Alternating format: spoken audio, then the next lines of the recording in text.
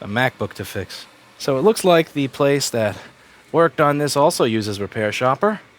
I can tell from the type of ticket they have over here. Let's see what's wrong with this MacBook. This MacBook has come a long way to make it to this table. Turn off the fume extractor so I can smell the Thai food from over here. Camille is eating Thai food, but he wants him to enjoy all the fumes for himself, so he keeps the fume extractor on. But that stuff smells good, so I'd like to smell some as well. So first thing to do here is plug it in and see how many amps it uses. See if it turns on. But before we do that, we have to remove the bottom. The first thing we notice from this Swedish store is that it's missing a screw here, here, here, and here. I suppose that's how they pay for their free education and free healthcare. Stealing MacBook screws. That's something you won't hear about in the American media. The first thing that we see on the inside here is that it's an 820-3437 board. This appears to be a battery that looks like they did the stuff that I do to my batteries. So I'm going to unplug the battery. Now the first thing that we can see here when we look at this MacBook is that there seems to be corrosion on a connector that we've been over a couple of times on this channel. Can anybody name this connector over here that it seems to have corrosion on it? Me. Dead. JTAG? Dead. I name it dead. Look at what we found on this Swedish MacBook. This Swedish MacBook appears to have some issues in the JTAG connector. The JTAG connector is what connects numerous different points in the machine. SMC signals, SPI-ROM, 3.42 volt line, 5 volt line, many different things. If there's corrosion along this connector, kind of like the difference between getting shot in the arm versus getting shot in the head. If you get shot in the arm, ow, but fixable. You get shot in the head, you're done for. So let's see what happens when we remove this connector. And we're going to remove this connector violently. Very violently. Because that's how we always remove JTAG connectors. Violent. Destruction and death to the JTAG connector. Which could be put anywhere on the machine, but is put right on the edge, where liquid is going to get into it, because Apple. Die, JTAG, die. Get off of my board. You bastard. We are going to bulldoze you. Yes. Die, JTAG, die. Death to you, JTAG. Now we're going to use some of the wick that's approved by Jessa Jones at iPad Rehab. This is called Goot Wick. You can buy it on store.rossmangroup.com. It's back in stock. And approved and endorsed by Jessa Jones of iPad Rehab.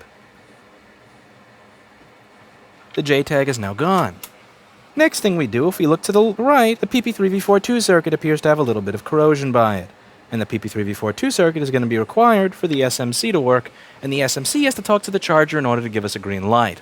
So I just scraped a little bit of that away. Now I'm going to take the board out before I put power through this board.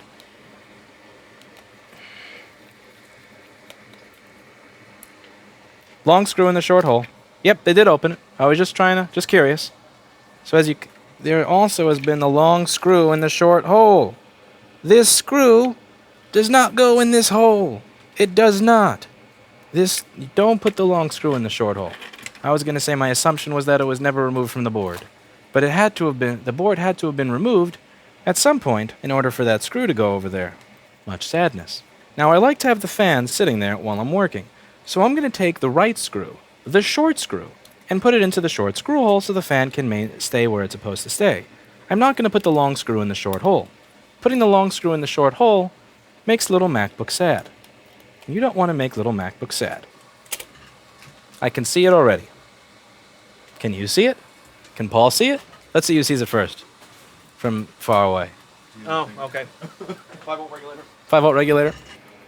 What is this? Gross. Yuck. 4 months and you couldn't find this? Really?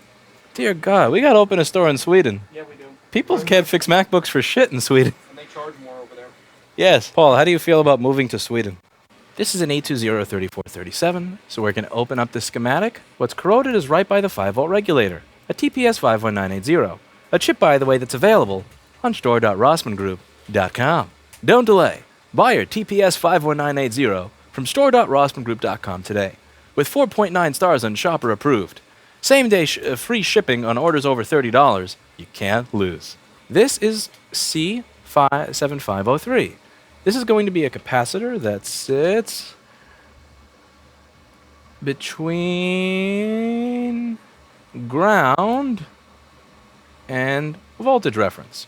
We also have corrosion on what's right directly under it, C7500, which is going to pin 23 of the chip, which is where a PP bus G3 hot of 8.5 volts from the battery or 8.5 volts from the U7000 creating it from the charger is going to go to pin 23 to turn this chip on.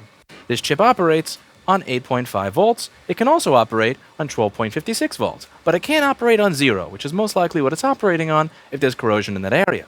Now, even if the voltage is going to the chip, since I see corrosion there, I'm not going to trust and reuse that chip. We're going to replace it with a new one. However, when we do it, it's not going to take 4 months. The waiting line to get your Macbook fixed in Sweden seems even longer than the waiting time to see a doctor if you have prostate cancer.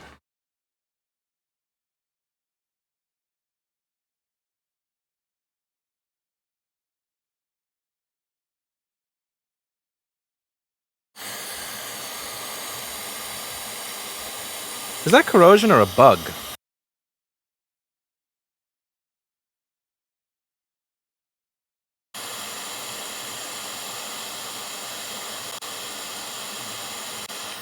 Okay. Take a look here. Now, it seems like this capacitor was no longer able to make contact with the pad because of serious corrosion. So we're going to scrape away at that board's corrosion using my tweezers because my New Year's resolution. What is it? Not to scrape with tweezers. No! Oh, my X-Acto knife didn't have a blade anymore, so that's why I started scraping with tweezers. It's not the new year yet. No, right? No, but that was my last year's New Year's resolution, was to stop scraping with tweezers.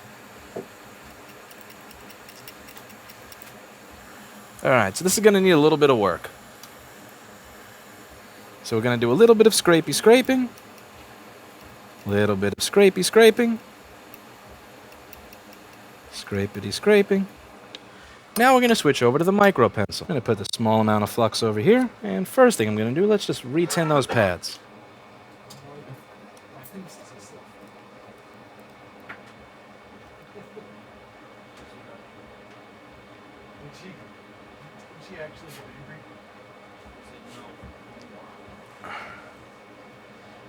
Okay, we're going to make these probe points happy little probe points again.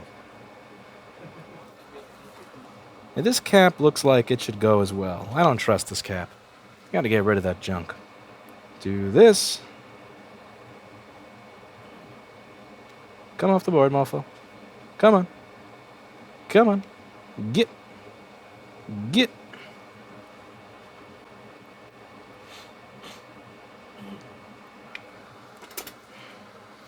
Okay, now the parts that were of concern to me. These pads that were covered in corrosion.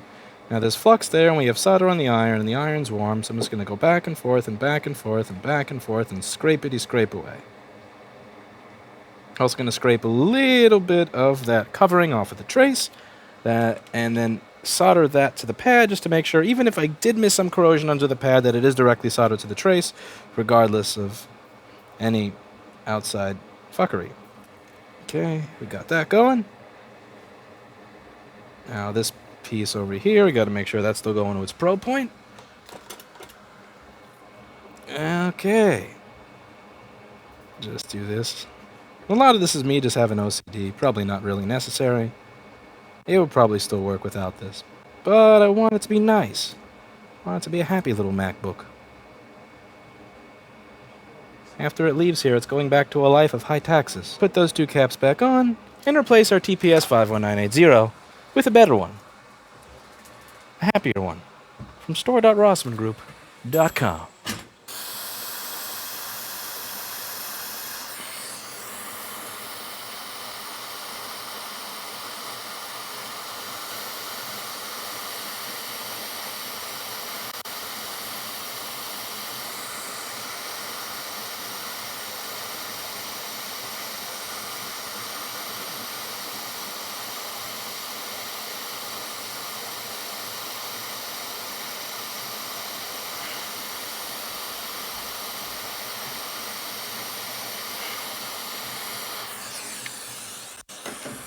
The solder balls have come out around the side.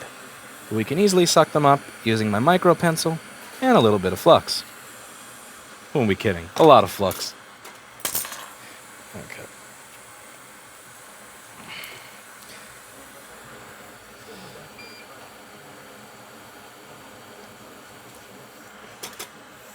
The bigger the glob, the better the job. The bigger the glob, the better the job.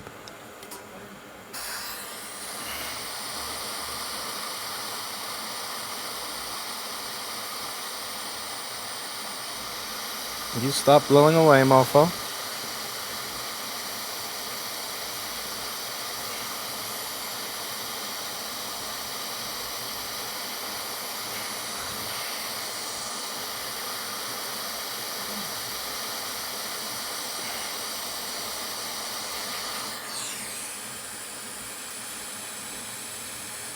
Now, does that not look like a happy little 5-volt regulator circuit or what? Now remember, our PP3V42 circuit, even though it's working, has a little bit of corrosion.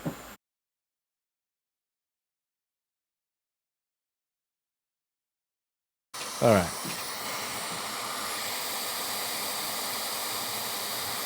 A little bit of flux, a little bit of hot air.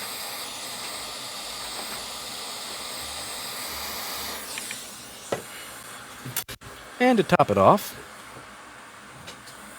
going around those pins with a micro pencil to get the corrosion that didn't go away from the hot air and the flux.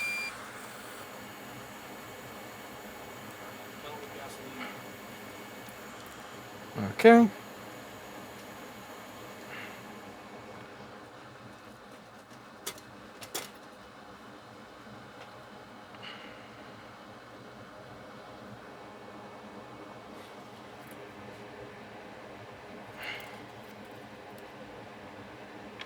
Alright, so now what we're going to do here is double check our soldering handiwork and then see if we have fan spin, which we probably do. Soldering handiwork looks, well, as good as it's going to get. Now we plug it in to see if we get fan spin.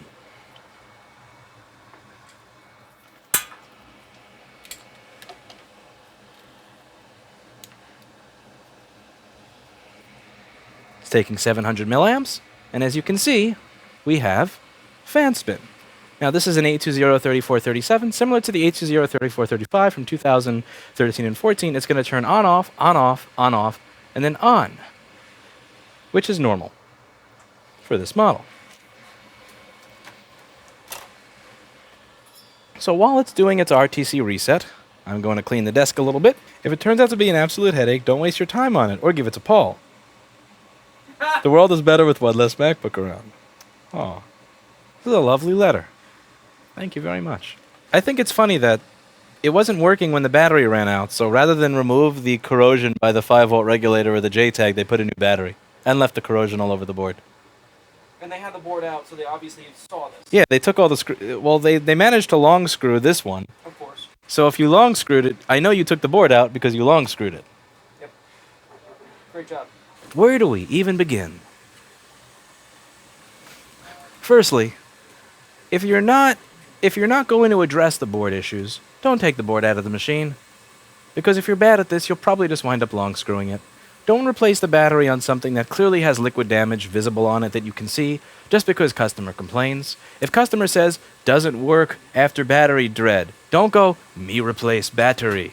Try and see if there's something wrong with it. What did they tell you the issue is? They told you they spilled something on it. Maybe they didn't tell you they spilled something on it. Customers lie. They all do. That's why you should be able to see it. If you see green, don't just replace a battery. Fix the board. And as always, remove the JTAG connector. The JTAG is typically the cause of all of your problems. Further, this probably didn't need board repair. It simply needed an ultrasonic. It probably would have even worked again if you just used a little bit of alcohol and a toothbrush. But that's not going to work if the person's using it for 4 months, keeping it plugged in, because you give them a new battery. That is lame. Oh, they charged her for the battery, too. They charged for that. Unbelievable. They charged her for the fucking They battery. didn't fix anything, and they still charged. That company needs to be just wiped out. I agree.